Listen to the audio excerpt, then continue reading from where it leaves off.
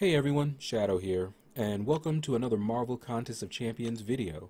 So it's Season 6, and this is War number 11, and we are up against Pain Squad. And they certainly look like they can bring the pain. We've heard of them, and they are going to be a challenging alliance, so we are taking this seriously. Now, before I went in, I already scouted out my path, and I saw a couple of mutants on my path. So since I use Corvus, of course I'm thinking of the missions that I can complete with him. So I was happy to see a mutant early on, but as you can see, that mutant is gone. Now, what's happened over the past couple of wars is that we've been late. It's been a scramble the last couple of wars for us to take down the boss, and it's been stressful on everyone. So I can understand why everyone is wanting to jump in and use up their energy as quick as possible. I usually wait until I have 5 energy before I jump in and start my path, so it's all good. There is another mutant on my path later on. So now I'm facing this skill champion, and I'm thinking, could this be a Korg? It's not usually Korg early on my path, and it's not. It is a Black Panther. Now I did use the Scouter Lens bot, and if you want a link to that, it's in my description. So I knew this was a Black Panther, and that's why I came in here with my Spider-Man Stark Enhanced, which I would not have done had this been a Korg. Alright, so I'm building up my poise charges, and as you can see, as soon as I got to 10, I was ready to go in, and that seems to be when he started to become a little bit more difficult to parry. And you see the unstoppable. That lets me know that this guy has unfazed. Unfazed triggers when an auto evade occurs, and since I'm using Starky, it's going to happen often if they have the unfazed mastery. So just something that I keep in mind so that it doesn't catch me, and it didn't catch me there, but it has caught me in the past. Alright, so next up we've got a Mystic, and this is on the poison node. Now this is why I bring in my Iceman. One time I faced a Mephisto on this node, and I was thinking, well, Hyperion wasn't the best option for that Mephisto. I still was able to do it, but Iceman would have been a better option.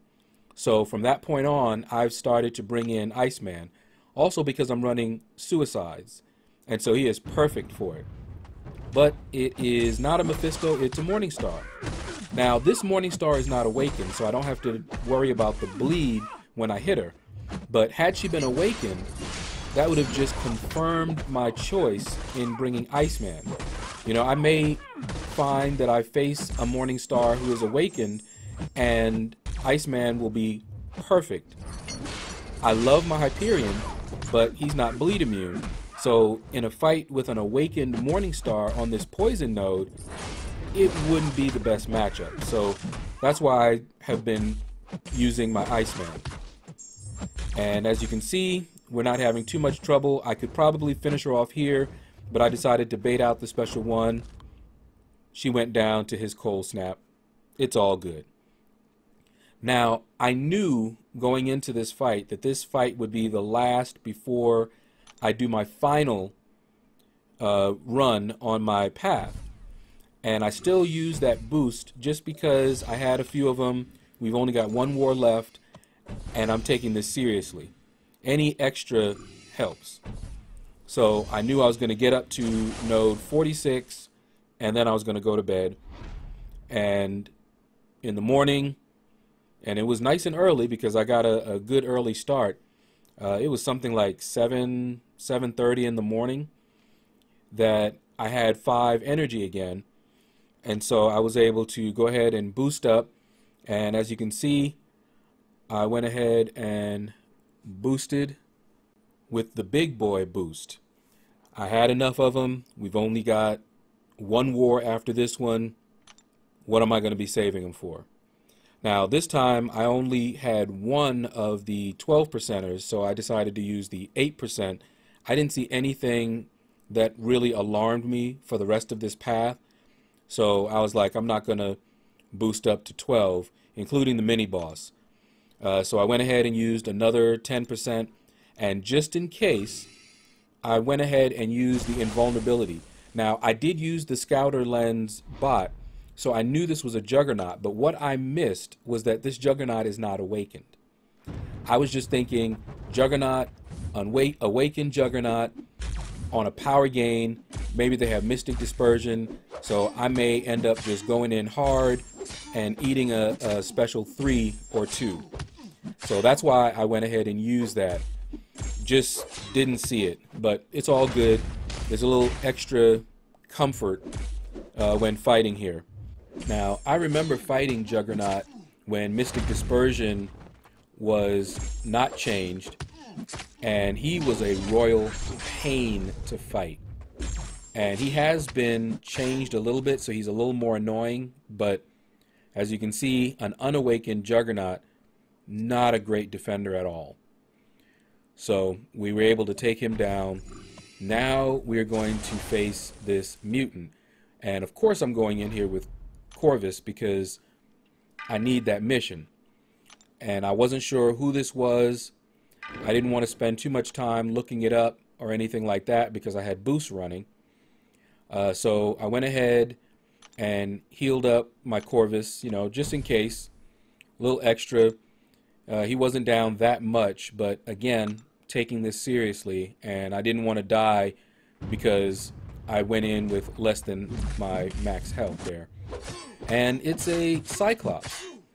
Now, I'm not worried about Cyclops' special one. Doesn't matter to me that it's unblockable. After fighting the Cyclops in Labyrinth of Legends, this Cyclops, not a problem. As you can see, didn't even fire off my special 2. Cyclops went down. Moving on to the Bane node. Now this node can be tricky.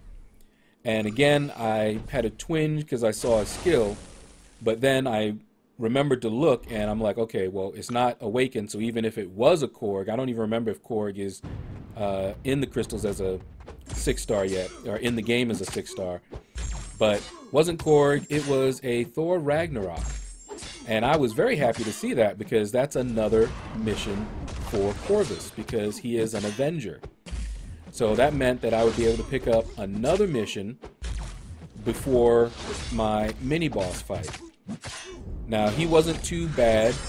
I knew that I wasn't going to even worry too much about the Bane timing because Corvus does just so much damage that I just have to go in. And my opponent rarely survives more than 1 Bane transfer. So that makes it a little bit easier on me. Now I remember before I had a Corvus, I did have to worry about that quite often. Alright, so now we've got Blade. And this fight didn't go quite the way that I had planned it to go. But I am going in with Corvus, and you can see there, I went ahead and boosted up. And I believe I just used a combat regen boost this time. Alright, and there we go. I'm doing the Corvus 3-step, that medium, light, medium attack that maximizes his damage. And Blade fired off his special 1, nice and free. I like to see that. Now here's where I make a poor decision.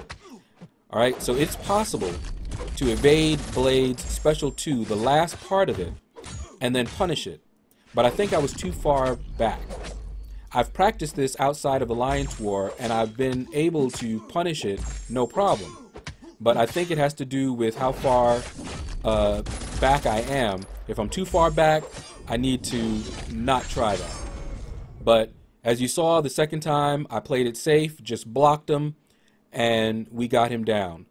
So now, all that's left is to find out how we did in this war. Alright, I am waiting to find out how we did in this war, and I kind of know already, just looking at the report. We gave up too many deaths. Pain Squad definitely lived up to their name, and they brought the pain.